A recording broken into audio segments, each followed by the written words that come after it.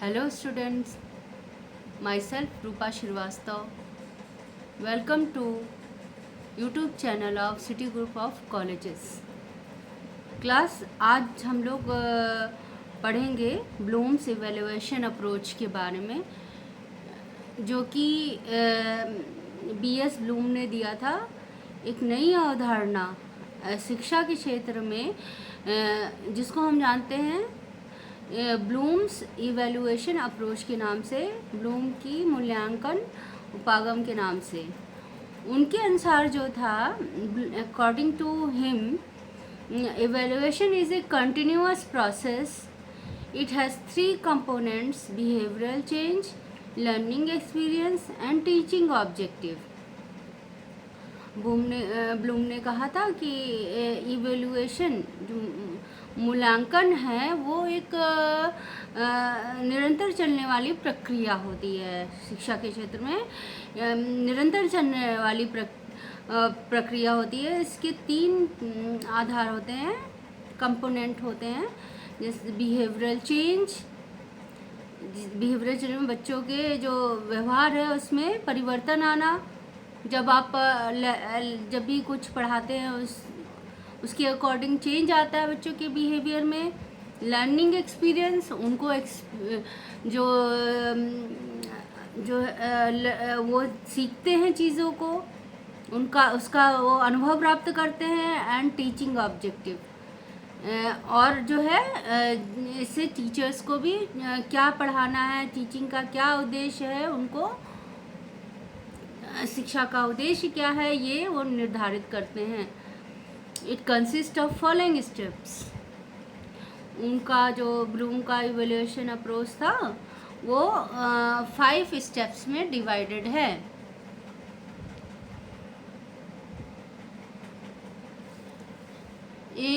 पहला है हमारा एम एंड स्पेसिफिकेशन, लक्ष्य और विशिष्टीकरण जिसको हिंदी में कहेंगे। सेकंड है हमारा टीचर्स एक्टिविटी, और शिक्षिका या शिक्षक का क्रियाकलाप। थर्ड है हमारा पीपल्स एक्टिविटी, पीपल माने शिष्यों की क्रियाकलाप। चौथा हमारा कंटेंट है, content and teaching add.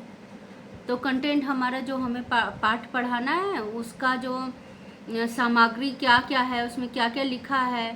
And teaching add, क्या टीचिंग एड हम क्या उसके अकॉर्डिंग प्रोवाइड कराएंगे।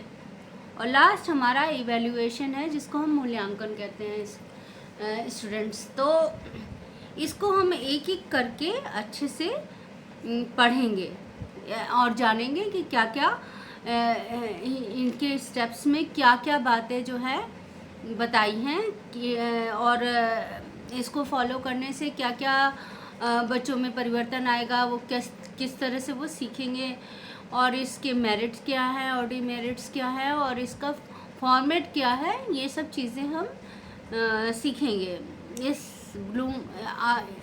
इस वीडियो में ब्लूम इवैल्यूएशन अप्रोच में।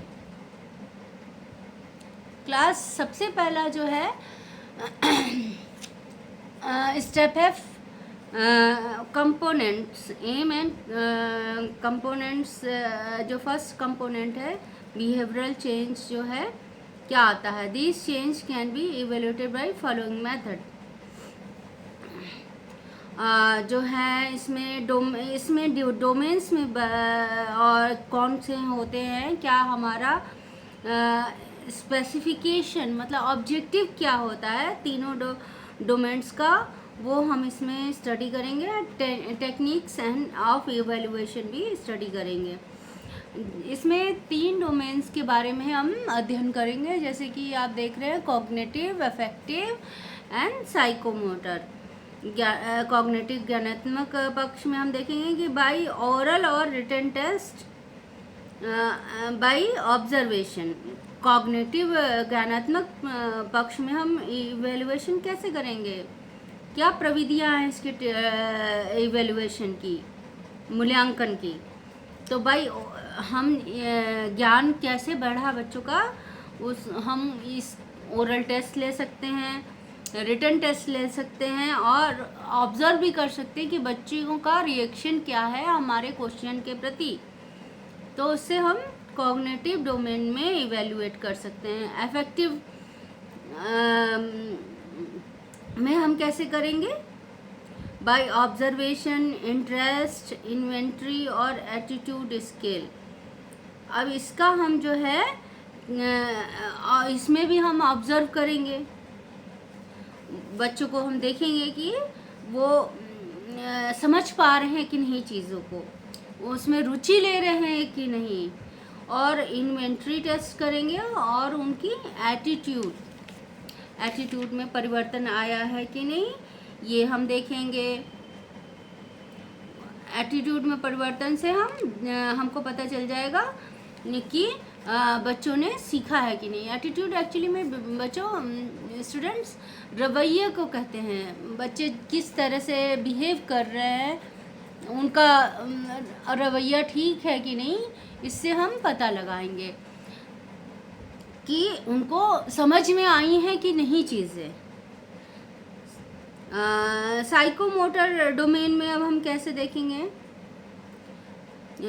क्रियात्मक पक्ष में, क्रियात्मक पक्ष जो है उसमें देखेंगे बाय प्रैक्टिकल टेस्ट। बच्चे प्रैक्टिकली मतलब जो चीज़ वो सीखे हैं, जिसका अभी तक हमने ज्ञान दिया है, उसको वो रियल लाइफ में या प्रैक्टिकल लाइफ में कर पा रहे हैं कि नहीं उनको। ऑब्जर्वेशन भी इसका बहुत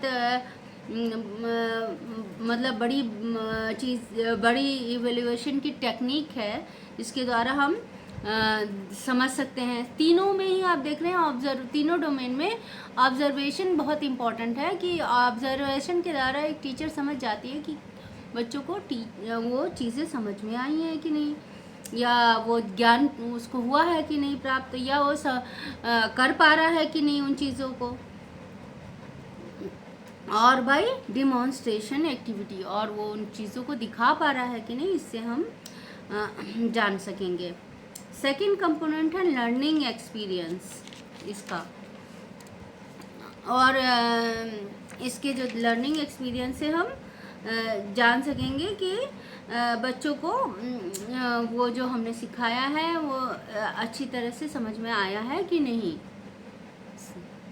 तो experience which a child gather in the classroom teaching as well as out of the classroom knowledge comprises the learning experience.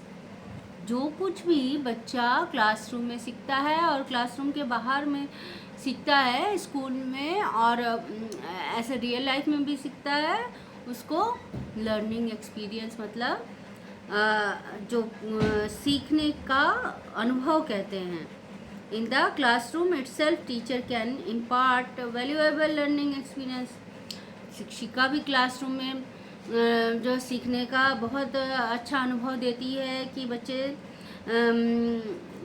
Order में मतलब क्रमबद्ध ज्ञान अर्जित कर सकें और वो उद्देश्यों की प्राप्ति कर सके। उद्देश्य क्या है? हमारा पाठ जो हमने पढ़ाया है बच्चों को, वो अच्छी तरह से बच्चों को समझ में आ जाए, वो उसका ज्ञान अर्जित कर सके, और वो जो है उन जो भी हमने सिखाया है उसको अपने रियल लाइफ में, वास्तविक जीवन में भी उसका उपयोग कर सके। फॉर द टीचर जो है use various audio visual add method techniques, जो है इसके लिए टीचर बहुत ढेर सारे मेथड, विधि, प्रविधियों और टीचिंग एड जो है उसका उपयोग करती है। थर्ड है हमारा, थर्ड कंपोनेंट होता है इस BS ब्लूम्स इवैल्यूएशन अप्रोच में टीचिंग ऑब्जेक्टिव। टीचिंग ऑब्जेक्टिव मतलब शिक्षण के उद्देश्य क्या हैं।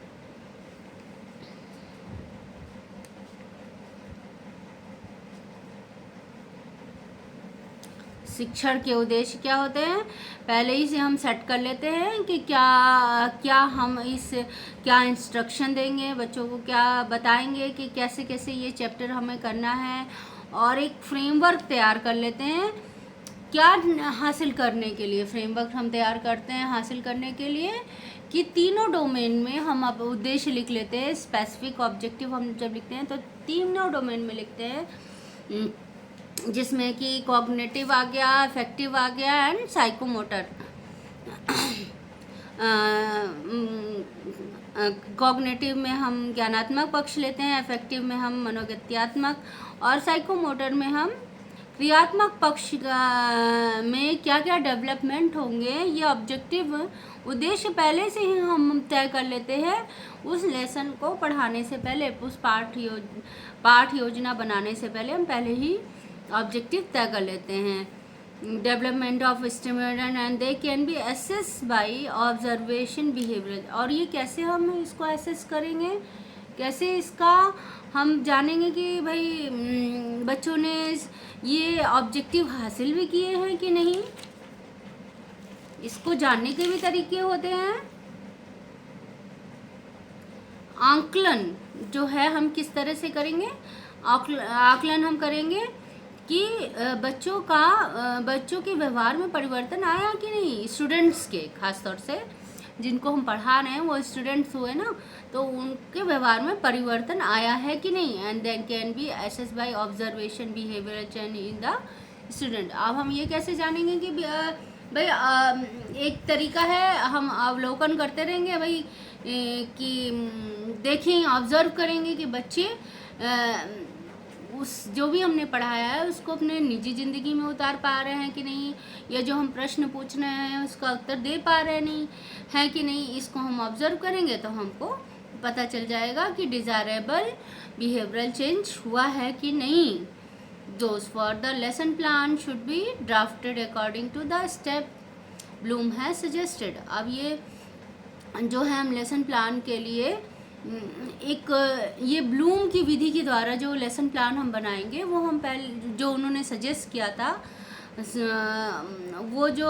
वो हम ये 5 एरियाज़ में knowledge, understanding, application, analysis, synthesis and evaluation के क्षेत्र में उन्होंने बताया था। उसका हम फ्रेमवर्क तैयार करेंगे, ड्राफ्ट बनाएंगे। उसका मतलब एक पहले से स्वरूप प्रदान कर देंगे कि ये जब हम लेसन पढ़ाएंगे तो बच्चों में क्या नॉलेज आएगा, अंडरस्टैंडिंग किस में डेवलप होगी, अप्लाई कर सकेंगे नहीं। प्रयोग मतलब नॉलेज माने ज्ञान, अंडरस्टैंडिंग में समझ, एप्लीकेशन माने प्रयोग, एनालिसिस मतलब विश्लेषण, सिंथेसिस मतलब होता है संश्लेषण, और इवेल्युएशन मतलब मूल्यांकन होता है। तो ये सारी चीज़ें वो उनको चैप्टर के द्वारा हम समझा सकेंगे और उनका मूल्यांकन कर सकेंगे। इसके लिए जो टीचर है टॉपिक को जिसको जो भी उनको पढ़ाना है प्रकरण, उसको छोटे छोटे सिंपल से टीचिंग पॉइंट्स में वो विभाजित कर लेगी, और उसके बाद according to these points the activity must be plan which with help of achieving the expected behavioural outcome इससे इन द लर्नर। अब ये जो है इसके द्वारा ही हम अपने टीचिंग को जब हम मतलब डिवाइड कर लेंगे कि कितने हमको टीचिंग पॉइंट्स हमने चैप्टर के अकॉर्डिंग डिवाइड कर लिया। अब हम आज के दिन जो पढ़ाएंगे उसके अकॉर्डिंग हम अपना टीचिंग एड भी प्रिपेयर कर लेंगे, क्या क्या हमें बच्चों को दिखाना है, क्या चार्ट है और मॉडल है वो हम तैयार कर लेंगे। तो उससे जो है हमारा और इससे जो है क्या परिणाम प्राप्त होगा, ये भी हम आउटकम क्या होगा इसका, ये सब भी हम पहले से पूर्व निर्धारित कर लेंगे। और मतलब इससे बच्चों का मतलब लर्निंग आउटकम क्या होगा, मतलब सीखने का परिणाम क्या प्राप्त होगा, ये हम पहले ही देख लेंगे। The aid technique methodology must be mention in the plan. और प्लान में हम अपने जो है जो एड यूज़ करना है, टीचिंग एड मतलब शिक्षण सामग्री, और और हम क्या पहले से लिख लेंगे कि क्या हमारी प्रविधियां हैं, क्या हमारी विधियां हैं, ये पहले से हम अपने लेसन प्लान में पहले से हम किस विधि के द्वारा हम बच्चों को अपना ये टीचिंग पॉइंट पढ़ाएंगे, ये पहले से हम लिख लेंगे अपने लेसन प्लान में। बिसाइड दिस इसके अलावा भी हम क्या क्या करते हैं, होमवर्क देते हैं, ब्लैक बोर्ड वर्क करते हैं और मूल्यांकन करते हैं। प्लान कर लेते हैं पहले ही से मूल्यांकन किस किस क्वेश्चन के द्वारा करना है हमें। अब इस मेथड के बच्चों जो है इस BS ब्लूम ने जो इवैल्यूएशन अप्रोच दिया था उसकी कुछ मेरिट्स भी हैं और कुछ डीमेरिट्स हैं। अब मेरिट्स, इसके लाभ क्या हैं? Teaching objective are achieved by organising the teaching activity. इससे जो है जो शिक्षण के उद्देश्य हैं वो हम प्राप्त कर सकते हैं ऑर्गेनाइज करके, व्यवस्थित रूप से अपनी टीचिंग एक्टिविटी को, शिक्षण की जितनी भी क्रियाकलाप हम करेंगे पहले से हम ऑर्गेनाइज करके रखेंगे, मतलब व्यवस्थित करके रखेंगे। It is a method of preparing lesson plan where teaching become purposeful and objective oriented. यह एक ऐसा मेथड है, विधि है अपनी पाठ्य योजना बनाने का जिसके द्वारा उद्देश्यपूर्ण हो जाता है हमारा शिक्षण। एंड ये क्या होता है, उद्देश्य उन्मुख होता है कि उन्मुखी होता है। ऑब्जेक्टिव ओरिएंटेड मतलब उद्देश्य उन्मुखी होता है कि हम जो हमने उद्देश्य तय किया है वो हम पहले से प्री डिसाइड कर लेते हैं, तो हमारा टीचिंग ऑब्जेक्टिव आसानी से प्राप्त हो जाता है। The teaching activities are related to providing learning experience। जो टीचिंग ये जो है द टीचिंग एक्टिविटीज़ है वो से ही बच्चों का आपके क्या प्राप्त होगा, हमारा सीखने का अनुभव प्राप्त होगा। बच्चों को सीखने का अनुभव जो प्राप्त होगा ऑब्जेक्टिव के थ्रू ही होगा, हमारी टीचर की एक्टिविटीज़ के थ्रू। जो टीचर क्रियाकलाप करती है क्लास में, ब्लैक बोर्ड में पढ़ाती है, सिखाती है, किस तरीके से उससे जो सीखने का अनुभव प्राप्त होता है उससे बच्चे जो हैं समझ पाते हैं कि हमें चीज़ें कैसे, हमें ये शिक्षण सामग्री जो टीचर ने हमें पाठ पढ़ाया है वो हमको कैसे लर्न करना है, कैसे हम समझ सकते हैं उस टीचिंग वो उन चीज़ों को, वो टीचर की बोलने से, उनकी ब्लैक बोर्ड पर लिखने से बच्चे अच्छी तरह से समझ पाते हैं। All three components are interrelated and interdependent. और ये जो जितने भी कंपोनेंट हमने आपको 3 कंपोनेंट्स बताए थे इसके, तो वो एक दूसरे से जुड़े हुए हैं और एक दूसरे पे डिपेंडेंट भी हैं। और इसके बाद this method is based on psychological and scientific principle. जैसा कि आप जानते हैं कि कुछ मेथड्स बहुत ही अच्छे होते हैं वो जो हैं जो कि साइकोलॉजिकल प्रिंसिपल्स पे बेस्ड होते हैं और साइंटिफिक प्रिंसिपल्स पे बेस्ड होते हैं। मनोवैज्ञानिक सिद्धांत और वैज्ञानिक सिद्धांतों पे जो जिनका आधार होता है जिस भी उपागम का या विधियों का, शिक्षण विधियों का, तो वो अच्छे माने जाते हैं।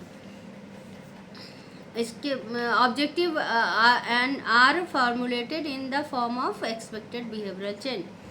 अब इस जो हमने पहले से पूर्व निर्धारित हमारे उद्देश्य थे वो उनका हम उसको हम प्राप्त करते हैं किसके द्वारा, बच्चों के जो हमने सोचा था कि ये भी उनके व्यवहार में परिवर्तन आएगा, वो हम देखते हैं तो हमें पता चल जाता है कि वो हमारा उद्देश्य प्राप्त हो गया है।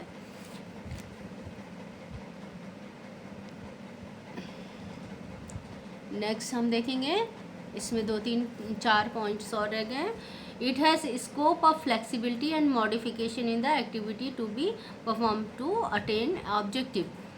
इसमें जो है आप देखेंगे बच्चों, तो इस उपागम में अप्रोच में जो है लचीलापन है और मॉडिफिकेशन भी किया जा सकता है एक्टिविटीज़ में। इसमें मॉडिफिकेशन मतलब परिवर्तन किया जा सकता है, और जो कि हम बच्चों के सामने अपने ऑब्जेक्टिव को, उद्देश्य को प्राप्त करने के लिए हम परफॉर्म करते हैं, उनके सामने प्रदर्शित करते हैं, उनको चेंज भी किया जा सकता है, उनको बदला भी जा सकता है। नेक्स्ट हमारा है, in this approach both teaching efficiency as well as evaluation can be done simultaneously. इस अप्रोच के द्वारा, इस उपागम के द्वारा टीचिंग, शिक्षण की क्षमताएं, इफिशिएंसी जो होती है, उसके साथ साथ मूल्यांकन, दोनों ही साथ साथ किया जा सकता है, एक के साथ एक, दोनों ही। शिक्षण की क्षमता जो है बढ़ती है इससे, और मूल्यांकन भी हम साथ साथ कर सकते हैं बच्चों का क्वेश्चन के थ्रू। छोटे छोटे क्वेश्चन आप उसी चैप्टर से रिलेटेड लगातार पूछते रहेंगे, तो उससे हम मूल्यांकन कर सकते हैं कि जो कुछ भी हम पढ़ा रहे हैं बच्चों को, वो समझ में भी आ रहा है कि नहीं उनको। Content analysis is done appropriately. इसके द्वारा हम विश्लेषण कर सकते हैं कि बच्चों को समझ में आया कि है कि नहीं। और not only teaching but learners achievement can be evaluated. इससे ना से केवल आप अपने आप को आपने आपका मूल्यांकन कर सकते हैं, या कोई मतलब टीचिंग जो आपने शिक्षण दिया है उसका मूल्यांकन होगा। इसके द्वारा हम जो बच्चे ने अचीव किया, जो स्टूडेंट ने प्राप्त किया ज्ञान, उसका भी हम मूल्यांकन कर सकते हैं इस विधि के द्वारा। डीमेरिट्स क्या है इस उपागम के जो अप्रोच है उसके हानियाँ क्या क्या हैं। The expected behavioural outcome may not B attend. कभी कभी जो हमने जो है अनुमान लगाया था कि ये परिणाम निकलेगा हमारे पढ़ाने का, और वो हो सकता है ना प्राप्त होए। Teacher may not be able to plan and organise the teaching activities according to this format. हो सकता है टीचर उस को प्लान ही ना कर पाए, योजना ना बना सके ढंग से, और व्यवस्थित ना कर सके अपनी टीचिंग एक्टिविटीज़ को। टीचिंग एक्टिविटीज़ हमारे टीचर की क्रियाकलाप होती है कक्षा के दौरान, उसको कहते हैं। It is not possible to arrange all the step of the approach in one period. ये इसमें जितने, ये अप्रोच थोड़ा लेंदी है, तो इसमें जो है जितने भी स्टेप्स हैं वो एक ही पीरियड में नहीं अचीव मतलब कर सकते हैं, मतलब उसको हासिल नहीं कर सकते, उसके लिए ज़्यादा पीरियड लग जाता है। It is a mechanical approach as teachers proceed according to the set pattern. Pattern तो हमारा जो है हर में फिक्स्ड होता है, चाहे वो आप देखें ब्लूम्स का अप्रोच देख लें, चाहे हम इसके पहले जो कोई भी अप्रोच हम पांचों अप्रोच में देखेंगे, तो उसमें हम देखेंगे कि सबका एक ही जैसे एक फ्रेमवर्क होता है, उसके अकॉर्डिंग ही चलना पड़ता है हमें। तो ये जो है थोड़ा सा लेंदी हो जाता है। हर बर्ड अप्रोच में भी आप देख लीजिए, उसमें भी हमें वो अकॉर्डिंग टू जो फ्रेमवर्क है उसी के अकॉर्डिंग चलना है। तो जो है हमारा जो है वो मैकेनिकल फील होता है कि हर चैप्टर में हम उसी तरह से प्रोसीड करेंगे, तो हमको थोड़ा यंत्रवत सा, यांत्रिक सा महसूस होता है कि मशीन है क्या कि एक ही जैसा काम हम बार बार कर रहे हैं। लेकिन कई बार ये लाभदायक भी होता है चीज़ों के लिए, क्योंकि पैटर्न अगर सेट होता है तो हम उसको फॉलो करते हैं, तो जो है हम उस पैटर्न को जल्दी सीख जाते हैं, और वो एक डिसिप्लिन भी बना रहता है। behavioral objective are framed by the teachers irrespective of student capability being kept in mind. अब जो हमने व्यवहार में परिवर्तन जो हमने आएगा उसकी जो हमने उद्देश्य है पूर्व निर्धारित जो टीचर करके लेसन प्लान बनाती है, हो सकता है वो टीचर के अकॉर्डिंग हो, बच्चों की वो कैपेबिलिटी हमने देखी नहीं कि वो कितना अचीव कर सकेंगे। टीचर ने ये नहीं देखा कि भाई सारे कक्षाओं को मतलब कक्षा में जितने भी छात्र हैं उनको कंसीडर नहीं किया कि भाई जो कमज़ोर हैं छात्र वो कैसे वो उस टीचिंग ऑब्जेक्टिव को प्राप्त कर सकेंगे कि नहीं कर सकेंगे। It is time taking and exhaustive approach, ये बहुत समय लेती है और थका देने वाली उपागम है। क्लास अब हम देखेंगे इसका प्रोफार्मा क्या है ऑफ लेसन प्लान। जैसे हमने पिछली बार हमने पिछली जो है हर्बर्ट अप्रोच में देखा था, वैसे ही इसमें भी हम देखेंगे कि इसका प्रोफार्मा या फॉर्मेट क्या है। तो इसमें भी हम सब्जेक्ट टॉपिक सब टॉपिक लिखते हैं, फिर date class section period time duration लिखते हैं। तो इसमें जनरल इंस्ट्रक्शंस लिखते हैं प्यूपल के लिए, प्यूपल माने शिष्यों के लिए।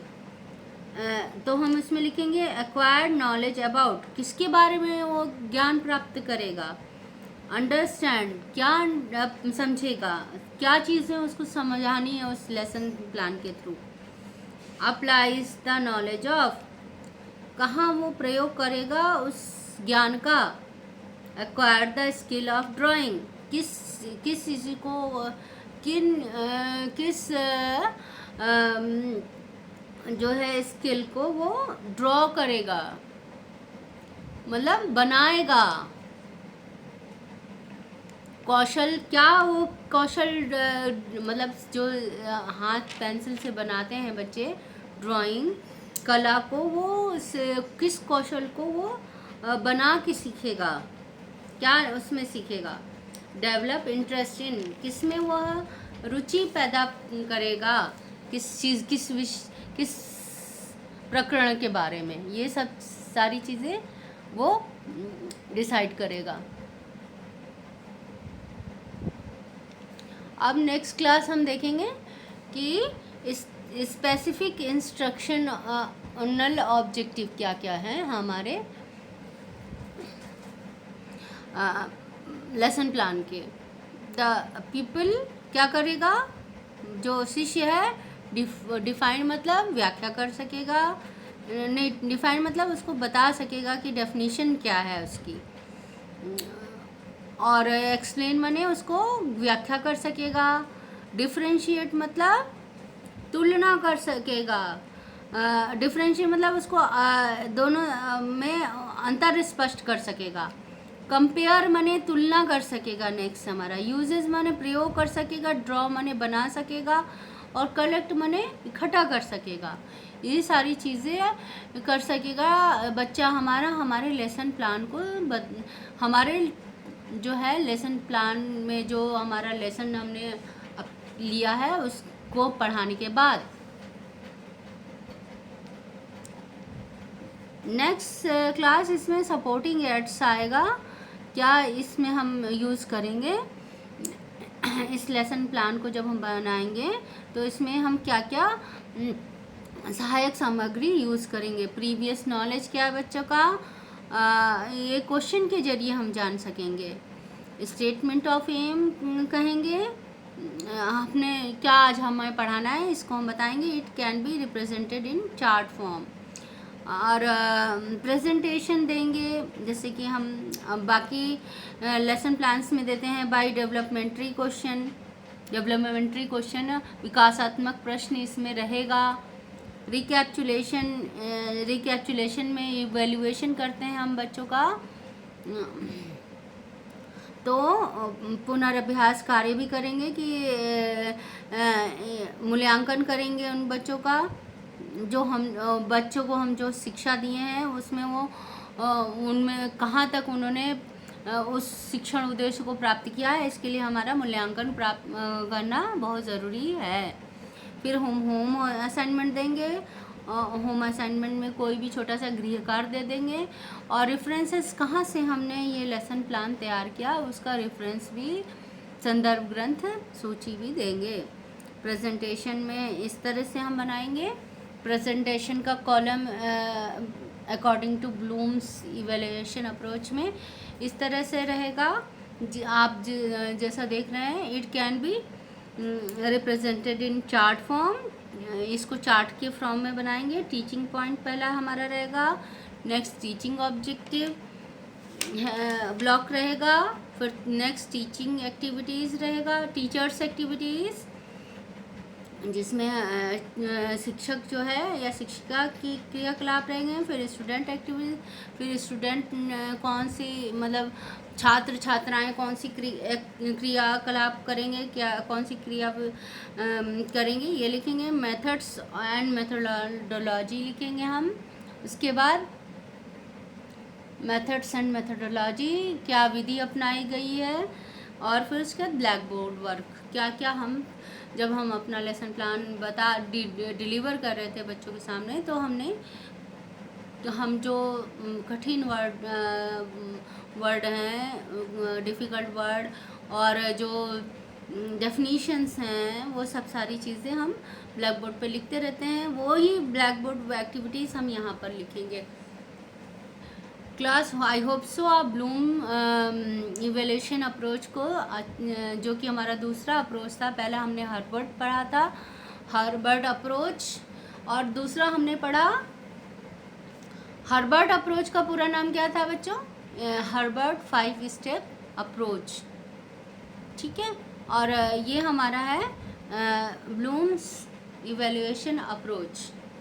तो नेक्स्ट इसमें हम 5 अप्रोचेस के बारे में पढ़ेंगे, क्योंकि जो यूनिट प्लान है वो मॉरिसन का, वो क्योंकि वो पूरे चैप्टर के लिए होता है, तो वो हम नहीं देखेंगे, सिर्फ लेसन प्लान के लिए ही देखेंगे। तो अभी इसमें 3 बाकी हैं, नेक्स्ट क्लास में हम लोग वो पढ़ेंगे। Thank you class.